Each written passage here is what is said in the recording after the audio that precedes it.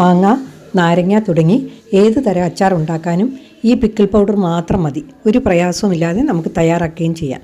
എത്ര കായപ്പൊടി വേണം, എത്ര ഉലുവാപ്പൊടി വേണം എന്നൊന്നും ചിന്തിക്കേണ്ട. അച്ചാർ ഉണ്ടാക്കുന്ന മാങ്ങയുടെയോ നാരങ്ങയുടെയോ അളവിനനുസരിച്ച് ഈ പൗഡർ ഇട്ടാൽ മതി. അളവ് അല്പം കൂടിയോ കുറഞ്ഞോ പോയാലും ഒരു പ്രശ്നവുമില്ല. ഞാനിവിടെ 250 ml കപ്പിന് 1 കപ്പ് കാശ്മീരി ചില്ലി പൗഡറാണ് എടുത്തത്. ഇതിലേക്ക് കായപ്പൊടി 1 ടേബിൾ സ്പൂൺ, ഉലുവാപ്പൊടി 1 ടേബിൾ സ്പൂൺ. ഇനി ഇതിൽ ഞാൻ 1 ടീസ്പൂൺ വെളുത്തുള്ളിപ്പൊടി കൂടി ചേർക്കുന്നുണ്ട്. വെളുത്തുള്ളിയുടെ മണം ഇഷ്ടമുള്ളവർക്ക് കൂടുതലിടാം. വെളുത്തുള്ളി എങ്ങനെയാണ് പൗഡർ ആക്കുന്നത് എന്നുള്ളൊരു നല്ലൊരു വീഡിയോ ഞാൻ ഇട്ടിരുന്നത്. അത് താഴെ കാണുന്ന ബട്ടൺ ഒന്ന് പ്രസ് ചെയ്താൽ മതി.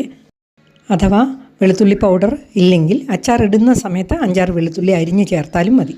ഇനി ഒരു 1/2 ടീസ്പൂൺ മഞ്ഞൾപ്പൊടിയും ചേർത്ത് നന്നായി മിക്സ് ചെയ്ത് നമ്മൾ സാധാരണ മുളക് പൊടിയും മല്ലിപ്പൊടിയും ഒക്കെ സൂക്ഷിക്കുന്ന പോലെ സൂക്ഷിച്ചാൽ മതി, കുപ്പിയിലാക്കി.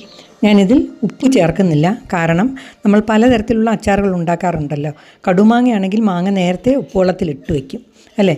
ആ വെള്ളത്തിലേക്ക് നമുക്ക് ആവശ്യമുള്ള പിക്കിൾ പൗഡർ, ഈ ഇൻസ്റ്റൻറ്റ് പിക്കിൾ പൗഡർ ചേർത്ത് കൊടുത്താൽ മതി. ഇനി ഡ്രൈ മാംഗോ പിക്കിളാണെങ്കിൽ മാങ്ങ ഉപ്പിട്ട് നമ്മളൊന്ന് ഉണക്കിയ ശേഷമാണ് ഈ പിക്കിൾ പൗഡർ ഇടേണ്ടത്. ആവശ്യത്തിന് ഇടാം. ഇനി ഏത് ടൈപ്പ് അച്ചാറാണോ ഉണ്ടാക്കുന്നത് അതിൻ്റെ ആവശ്യാനുസരണമുള്ള ഉപ്പ് കൂടി ചേർത്താൽ മതി. ഇതിപ്പോൾ ഞാൻ അല്പം ഉപ്പിട്ട് ഉണക്കിയ മാങ്ങയാണ്.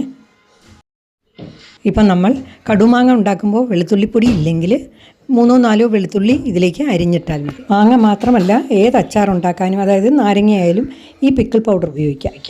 നമ്മളിപ്പോൾ ഈ പിക്കിൾ പൗഡർ ഉണ്ടാക്കാനായിട്ട് എന്തൊക്കെ ഉപയോഗിച്ചെന്ന് ഒന്നുകൂടി പറയാം. മുളക് പൊടി, കായപ്പൊടി, ഉലുവാപ്പൊടി, വെളുത്തുള്ളിപ്പൊടി, മഞ്ഞൾപ്പൊടി, ഇത്രയാണ് ഉപയോഗിച്ചിട്ടുള്ളത്.